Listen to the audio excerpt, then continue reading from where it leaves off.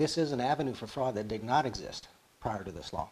Beaufort County Elections Director Scott Marshall appreciates actions to protect against voter fraud, but he believes the recent voter ID bill Governor Nikki Haley signed into law is only going to create more. They have a piece of legislation they can hold above their head high like a championship wrestling belt and say, look what we did.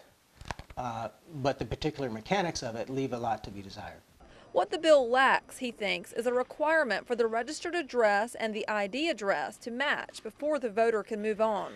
So if you have two voters that have the same name, they appear at a polling location, they give the name to the poll manager checks the book, looks at the identification, sees the picture is the person in front of them, and says, is this your current address? Pointing to the poll book, which is what the South Carolina Election Commission trains poll managers to do.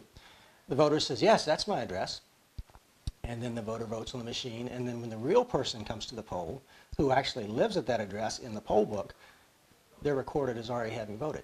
Marshall says a little more time and thought could have made a more effective bill. I think in order to get to the heart of the matters, like this particular piece of legislation, we first need to determine what is the operational definition of voter fraud. And then we go from there, developing laws that will make more sense and benefit the voter greater.